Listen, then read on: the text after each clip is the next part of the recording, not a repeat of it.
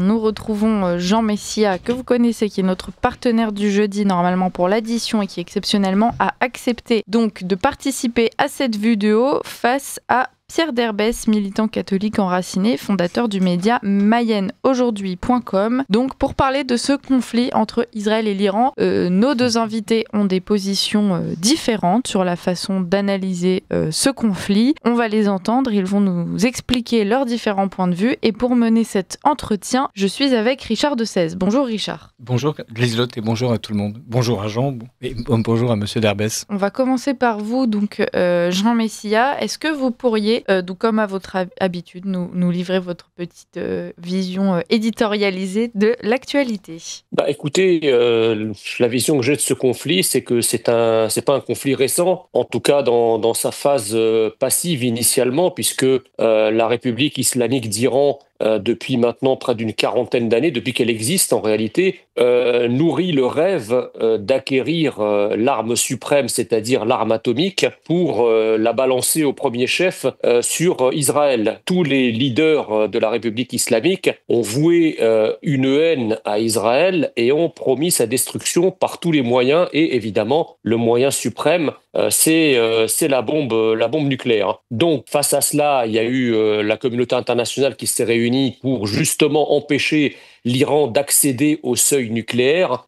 Il y a l'Agence internationale de l'énergie atomique qui travaille depuis des années en Iran et récemment, l'Agence internationale de l'énergie atomique a conclu que l'Iran mentait, que l'Iran en réalité avait des capacités cachées et qu'elle ne jouait pas le jeu de la communauté internationale, contrairement à tous ses engagements. Et donc évidemment, lorsque vous avez un régime qui est un régime suprémaciste, un régime totalitaire, un régime même impérialiste, puisqu'on se souvient que la République islamique d'Iran a quand même contribué à mondialiser conformément à la pensée des frères musulmans la révolution islamique, et veut s'exporter en quelque sorte un peu partout à travers ses proxys, notamment que sont le Hezbollah, ou les Houthis. Évidemment que le premier pays concerné par cette menace existentielle, Israël, ne pouvait pas tranquillement attendre que l'Iran ait la bombe atomique pour ensuite, une fois que la bombe atomique est jetée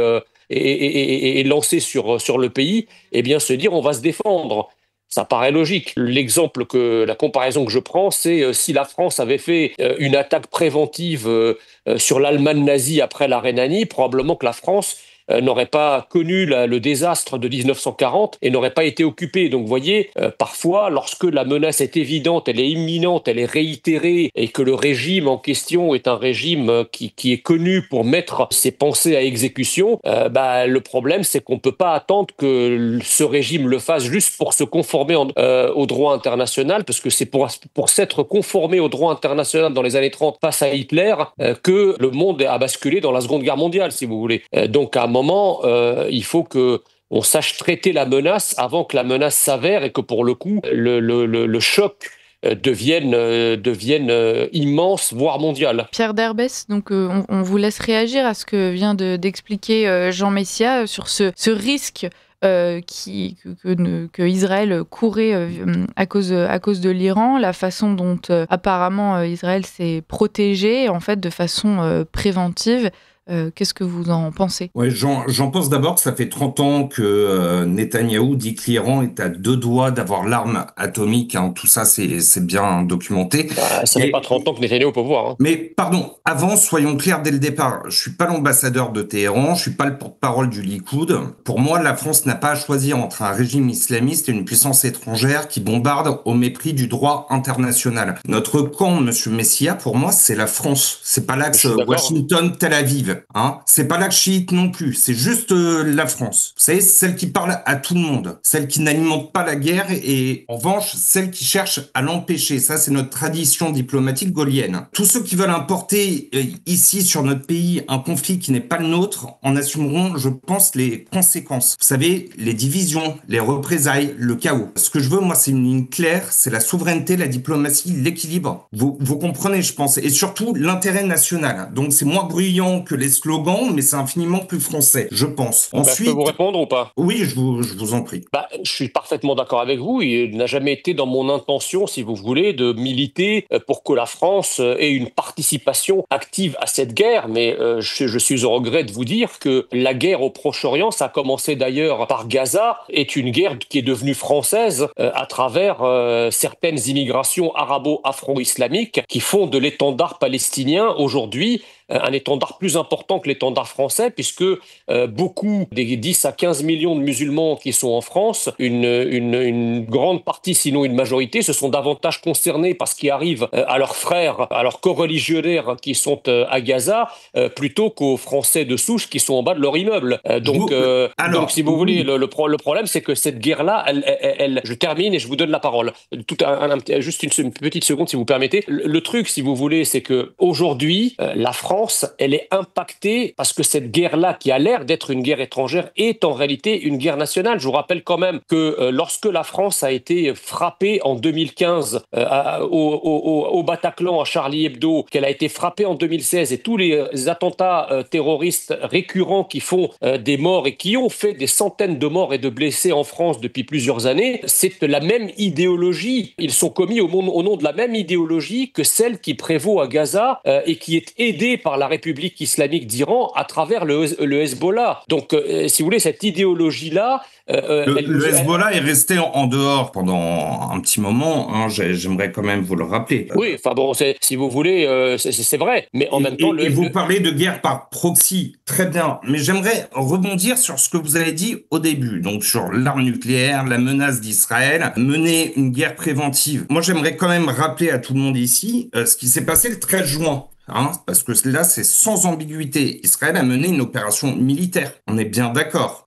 Israël a agressé l'Iran. Ça fait 30 ans qu'on nous explique que l'Iran va avoir la bombe atomique et va raser Israël, que c'est leur vœu le plus cher. Ensuite, vous mélangez tout. Vous parlez du Bataclan, vous parlez du rôle implicite de l'Iran, mais je vois pas le rapport. Je ne vois pas le rapport. Qui, si vous voulez, qui a attaqué au Bataclan? Non, mais ce qui a attaqué au Bataclan, par qui? C'est Daesh. D'accord. Et Daesh, c'est financé par, j'aimerais vous l'entendre dire. Ah non, mais ça c'est de la propagande, ça. Vous allez pas me faire dire. Vous allez pas me faire dire que Daesh, ce sont des juifs. Excusez-moi, pour arrêter avec ces délires. Est-ce que j'ai dit ça? Non, mais d'accord, parce que bon, le côté sélectionniste partout. Non, l'Arabie Saoudite, le Qatar, qui aujourd'hui, l'Arabie Saoudite est le grand allié d'Israël, notamment au Yémen. Comme vous y allez. Si vous voulez, la géopolitique, c'est pas une affaire de sentiments. C'est pas on va prendre parti pour l'un ou pour l'autre. On va essayer de se centrer sur la position diplomatique que devrait avoir la France. Mais je suis entièrement d'accord avec vous. Déstabiliser le Moyen-Orient, si vous voulez, c'est allumer le brasier des tensions communautaires en France. Mais attendez, qui a déstabilisé le Moyen-Orient? En fait, tout ça a commencé quand? Ça a commencé le 7 octobre. Le 7 octobre, lorsque le Hamas a perpétré un pogrom en Israël et qu'Israël a répondu, et qu'ensuite le Hezbollah, pensant tirer profit de la situation, a voulu ouvrir un front au nord d'Israël après avoir aidé le Hamas à perpétrer son attaque, et qu'ensuite, évidemment, comme le Hezbollah, c'est la République islamique d'Iran, ça s'est embrasé comme ça en réalité. Il y a eu une attaque horrible le 7 octobre. D'ailleurs, j'ai immédiatement réagi à titre personnel sur les réseaux sociaux, puisque moi, vraiment, le drame de toute guerre, ce sont les pertes civiles. Et donc, on a eu 800 morts dus au Hamas. 1200. Non, alors, les chiffres ont été révisés, monsieur Messi. Je crois que, pardonnez-moi, je crois que c'est moins le 7 octobre qui est important que ce que vous êtes en train d'expliquer tous les deux. Soit la France doit prendre parti pour l'Iran ou pour Israël en fonction d'intérêts qui seraient les siens, soit justement la France n'a pas à prendre parti et doit prôner une troisième voie qui est l'apaisement du conflit. Voilà. Et Jean Messia, est-ce que la France doit soutenir Israël pour je ne sais quelle raison, ou est-ce que la France doit défendre l'Iran pour je ne sais quelle raison? Moi, vous savez, je ne suis pas un fan de la République islamique d'Iran, et si demain on m'annonce que le régime des mollahs tombe, je vais pas faire un jeûne de tristesse, si vous voulez. Donc, ce régime, on sait comment il est arrivé, on sait les crimes qu'il a commis. Je ne le compare pas du tout à l'Irak de Saddam Hussein, comme j'ai entendu le président de la République le faire, ou à la Libye de Kadhafi. Ça n'a strictement rien à voir. L'Irak de Saddam Hussein n'était pas un pays, comment dirais-je, impérialiste, suprémaciste, qui finançait le terrorisme mondial. Ça n'a strictement rien à voir. Je vous rappelle quand même qu'il y a 3 otages français encore détenus au Liban, en Iran, pardon. Je vous rappelle que dans les années 80, il y a eu une quinzaine d'otages français qui ont été détenus par le Hezbollah sur instruction de l'Iran. D'ailleurs, plusieurs sont morts. Donc, je ne considère pas, si vous voulez, que l'Iran est un pays neutre. L'Iran, pour moi, a été quand même un ennemi de la France. Elle a tué des Français. Donc, l'Iran, je ne peux pas le considérer comme le Zimbabwe, par exemple, ou la Jordanie. Enfin, voilà. C'est un pays avec lequel nous avons un dossier, où nous avons un passif. Et de surcroît, c'est un pays qui déstabilise la région parce qu'on dit Israël, mais vous savez que jusqu'à une période très récente, l'Iran et l'Arabie saoudite étaient à couteau tiré. C'est l'éternel affrontement entre les chiites et les sunnites. Qui nous dit que demain, lorsque l'Iran aura l'arme nucléaire, une fois qu'elle l'aura balancée et éradiqué Israël comme c'est son vœu, qui nous dit qu'elle ne la balancera pas sur l'Arabie saoudite ou sur les pays du Golfe ou sur l'Égypte, qui est une puissance régionale? Il est là le problème. Ce régime est un régime de timbrés. Ils sont capables de tout, d'accord? Donc il faut arrêter de considérer que nous sommes entre gens de bonne compagnie, de gens qui respectent un certain nombre de règles. Les totalitarismes ne respectent rien. Permettez-moi, parce que c'est absolument pas ce que je dis, et je pense représenter une partie de la dissidence à ma modeste échelle. L'Iran n'est pas une dictature belliqueuse sans stratégie. Ça, vous le savez, vous les sous-estimez pas. C'est encore pire. Ils ont élaboré une politique d'influence par proxy. Donc, on a parlé du Hezbollah, du Hamas, des Houthis aussi. Et en revanche, elle a évité toute confrontation directe. Et contrairement à leurs voisins, Irak, Arabie Saoudite, l'Iran n'a jamais déclenché une guerre moderne. Il a été attaqué, isolé, sanctionné, mais n'a jamais envahi. Vous savez combien de bases américaines aujourd'hui sont autour de l'Iran? Vous savez que Trump, en 2018, sous la pression d'Israël, s'est retiré du programme nucléaire iranien. Pourquoi? Tout ça est beaucoup plus compliqué que l'axe du bien ou du mal. Et ça, vous le savez très bien. Pardonnez-moi, Pierre Derbès, ce qui serait intéressant, c'est que vous nous expliquiez effectivement le pourquoi, parce que le pourquoi, c'est simple. En fait, il faudrait remonter à 1953. Il y a eu le coup d'État Mossadegh. Pardon? Mossadegh, oui. Ouais, orchestré par la CIA et le MI6, c'est toujours l'Occident et faiseur de stabilité au Proche-Orient. Ils ont installé un État pro-occidental, pour certains la dictature du Shah, pour certains. On a vu toutes les puissances occidentales à ce moment-là, dans les années 80, ne pas comprendre la révolution islamiste en Iran en 79. En revanche, oui, mais certains n'en pouvaient plus. On leur a imposé, si vous voulez, une dictature du pétrole. Donc la population, que ça nous plaise ou non, a rejeté le régime du Shah. Ensuite, alors, historiquement parlant, la guerre Iran-Irak en 80-88 a vu toutes les puissances occidentales soutenir Saddam Hussein. Les Moudjahidines afghans, par exemple, sont soutenus par les États-Unis dans les années 80. Ils ont engendré quoi? Ils ont engendré les talibans. Ce que je veux dire, c'est que l'implication de l'Occident dans cette région a toujours été néfaste pour la France, pour l'Europe en particulier. Aujourd'hui, prendre une position belliqueuse sur un pays souverain, parce qu'on le veuille ou non, c'est un pays souverain, c'est provoquer l'immigration de masse. Vous souvenez-vous de la Libye? Vous parliez, monsieur Messia, de la Libye tout à l'heure, en 2011. Qu'est-ce que ça a engendré? L'immigration massive, le retour de l'esclavage et une république islamiste encore plus radicalisée. Mais j'étais contre. J'étais contre l'intervention en Libye et j'étais contre d'ailleurs l'intervention en Irak. D'abord parce que c'est une intervention, ces interventions-là sont des interventions pour le coup occidentales. Tout dépend ce que vous appelez occidental. D'un point de vue géographique, en tout cas, Israël n'est pas un pays occidental. C'est un pays du Moyen-Orient comme un autre. En vous entendant, excusez-moi, monsieur Messia, mais en vous entendant, ça repose vraiment sur des schémas simplistes complètement manichéens. Israël serait en perpétuel danger. L'Iran a un État irrationnel aux volontés apocalyptiques.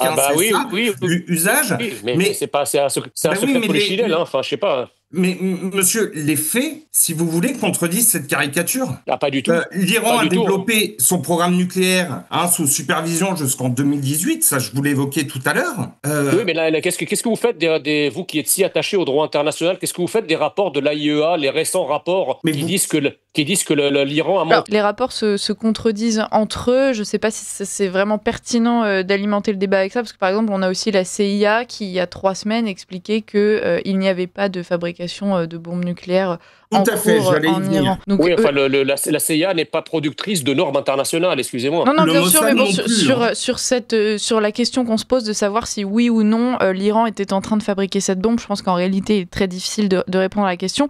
J'aimerais recentrer sur une fois de plus la France, puisque le thème de ce débat, c'est faut-il prendre parti pour un camp. Emmanuel Macron, lorsqu'on l'a interrogé justement peu après l'attaque d'Israël sur l'Iran, a expliqué que s'il n'avait pas encore réagi, si la France devait réagir, c'est quand donc Israël le demanderait. Jean Messia, si demain Israël demande son aide et son soutien concret à la France, est-ce que vous considérez qu'il faut accepter de rentrer dans ce conflit, d'aider Israël, d'accéder à sa demande, ou est-ce que, au contraire, c'est le moment d'ouvrir une troisième voie? Moi, je trouve, si vous voulez, qu'aider Israël, parce que Israël se bat au fond de manière plus globale, comme je l'ai expliqué en exergue à mon propos, Israël se bat contre le même ennemi que nous. Donc l'ennemi de mon ennemi est forcément mon ami. Vous savez, la France a toujours eu des alliés. C'est pas parce que nous sommes une troisième voie que nous devons nous couper de toute forme de combat ou d'alliance avec des pays qui poursuivent les mêmes objectifs que les nôtres. Donc la France devrait soutenir militairement Israël si jamais Israël en exprimait le souhait. Je trouve en tout cas que le soutien qu'apporterait la France à Israël serait beaucoup plus légitime et je pense beaucoup mieux compris des Français qu'une co-belligérance avec l'Ukraine dans sa guerre face à la Russie, dans laquelle, pour le coup, nous n'avons rien à faire et qui n'est pas notre conflit à la base. Alors que là, Israël se bat quand même, encore une fois, contre des idéologies qui nous haïssent, que ce soit d'ailleurs l'idéologie de l'islamisme chiite ou de l'islamisme sunnite. Ces deux islamismes vouent une haine inextinguible à l'Occident, vouent une haine inextinguible aux chrétiens, vouent une haine inextinguible aux juifs. En fait, ils vouent une haine inextinguible à tout ce qui n'est pas eux. Et le fait est que ce soit l'Iran ou que ce soit l'idéologie islamiste du Hamas, la France en a déjà fait les frais et nous avons déjà compté nos morts de ces idéologies-là. Donc, si Israël, qui combat ces idéologies, nous demande une assistance, alors après, il faudra voir. Moi, je ne suis pas favorable, par exemple, à une participation à une co-belligérance. Mais si l'Israël nous demande une assistance technique, technologique, de conseillers militaires, etc., je n'y vois aucun inconvénient. Et d'autant moins qu'on fait la même chose en Ukraine, alors que ce n'est pas du tout justifié. Pierre Derbès. Ouais, je pense qu'on est en train de perdre toute crédibilité diplomatique avec ce genre de discours, parce que j'entends Monsieur Messia nous affirmer défendre la France en fait en soutenant Israël. Exactement. Ouais, bien sûr, j'entends votre discours, je le connais. Mais vous soutenez un État étranger qui attise les conflits, qui promeut chez nous des pratiques communautaristes comme l'abattage rituel, Monsieur Messia. Mais vous rigolez ou quoi? Ça concerne combien de personnes, ça? Attendez, j'aimerais juste être clair. Moi, je suis contre l'immigration, mais fermement, mais sans clientélisme. C'est notre politique, ça, Monsieur Derbès. Je ne donne pas des gages. Ça n'a rien à voir. Mais si, ça a à voir. Justement, je vous parlais de la déstabilisation du Moyen-Orient.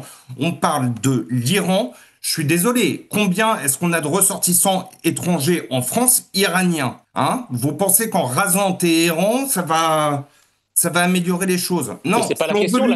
Non, mais attendez, la question, et ça relève de la politique migratoire. C'est pas parce que on est allié avec un pays dans la lutte contre un ennemi commun que les conséquences migratoires, il va falloir se la prendre en pleine gueule sans rien faire. Et ça existe, la politique de fermeture des frontières. Parce que vous pensez qu'une épuration ethnique, un déplacement de population à Gaza, par exemple, ne va pas engendrer de l'immigration en France? Est-ce que vous pensez aussi qu'on ne va pas souffler sur les braises en France en soutenant Israël?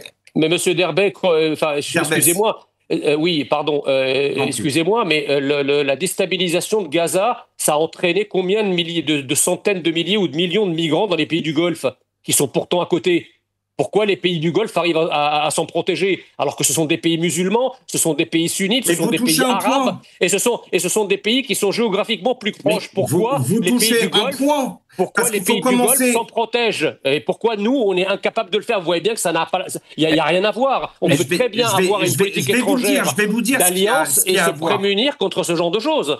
Je vais vous le dire, parce que, alors, vous, à titre personnel, défendez, si vous voulez, l'option on vit un grand remplacement en France, on va soutenir Israël. Mais pour commencer, si vous voulez, il faut balayer en France notre caste dirigeante. Il faut sortir de l'Union européenne et travailler à stabiliser durablement le Moyen-Orient et l'Afrique. Parce qu'on oublie l'Afrique, on vous entend beaucoup, si vous voulez, sur Israël. On vous entend parce que c'est l'actualité. On vous entend moins sur les 150 000 Gazaouis morts depuis le début du conflit. Alors oui, il y a eu 120 otages. Oui, c'est triste, mais moi je suis pas là pour crier vengeance. En revanche, on vous entend moins sur les chrétiens nigérians qu'on massacre à la machette tous les jours. Pierre Derbès, c'est normal qu'on n'entende pas forcément Jean Messia sur ce sujet. Ce n'est pas non plus comme si on ne le traite jamais sur Radio Courtoisie. Parce qu'on n'interroge pas Jean Messia sur ces sujets-là. Je ne pense pas que Jean Messia soit heureux des massacres de chrétiens nigérians. Non, dans la minute qui reste, est-ce que le problème, ce n'est pas que l'Iran est dirigé en fait par une dictature islamique et que par ailleurs l'Iran est un pays souverain? Et le problème qu'on a aujourd'hui, c'est on se retrouve à vouloir sauvegarder l'Iran, puissance millénaire, sans pour autant vouloir sauvegarder son régime. Bah ça c'est parfaitement vrai. Mais la meilleure solution. Non, c'était une question plutôt pour Pierre en fait. Ah pardon, allez-y alors. Mais merci Jean, c'est vrai que c'est vrai. Alors il reste une minute. Moi ce que j'aimerais dire quand même, et je vais essayer de répondre aussi à votre question, c'est que si vous voulez que la France choisisse un camp, Monsieur Messia, alors choisissons le nôtre, celui de l'indépendance, et pas celui de l'alignement avec Tel Aviv. Ça n'exclut pas l'alliance. Ça n'exclut pas les alliés. Les États-Unis ont été capables de s'allier avec l'URSS, leur pire ennemi, pour vaincre le nazisme. Personne n'a dit que les États-Unis étaient inféodés à l'URSS. Me parlez pas des États-Unis, qui est le plus grand déstabilisateur de la région. Mais je ne vous parle pas de ça, je vous parle de la capacité d'un pays à faire des alliances. La France a toujours fait des alliances. C'est quoi le problème? Pourquoi l'alliance avec Israël, ça vous pose problème? Qu'est-ce qui se passe derrière? Pourquoi l'alliance avec n'importe quel pays ne pose aucun problème, mais avec Israël, ça vous pose problème? On laisse Pierre Derbès répondre en 10 secondes, s'il vous plaît. Ouais, mais très rapide. À force de jouer les supplétifs, on récolte l'insécurité chez nous, le discrédit à l'étranger. Personne n'a dit ça. S'il vous plaît, Jean Messia. Personne n'a parlé de supplétifs. Être patriote, monsieur, c'est pas réciter les langages d'une ambassade étrangère. C'est parler pour la France et seulement pour elle. Mais ça veut dire avoir des alliés, monsieur. De tout temps, la France a eu des alliés. Pour la Première Guerre mondiale, il y a eu des alliés. La Deuxième, il y a eu des alliés. Être allié n'est pas être inféodé, enfin. Je veux pas être allié avec un État, si vous voulez, qui pratique l'épuration ethnique sur Gaza. Mais il n'y a pas d'épuration ethnique et vous prenez les éléments de langage du Hamas. Arrêtez d'être inféodé à l'idéologie islamique. Alors voilà, écoutez, on va finir là-dessus. Jean Messia reprend les éléments de Tel Aviv, Pierre Derbès, ceux du Hamas. On va devoir conclure là-dessus. Mais ce débat est passionnant. Évidemment, c'est une touche d'humour pour finir en bon terme avec vous, messieurs. On continuera, on pourra poursuivre, pourquoi pas, ce débat, parce que de toute façon, pour le moment, le conflit ne semble pas se terminer dans les jours qui viennent. Donc on aura l'occasion de reparler de tout ça avec vous, Jean Messia, pourquoi pas avec vous aussi, Pierre Derbès. Merci à tous les deux d'avoir participé à cet échange. Je crois que les auditeurs étaient très contents d'avoir donc les deux points de vue, les deux analyses. Je vous remercie donc. Bonne journée et à très bientôt.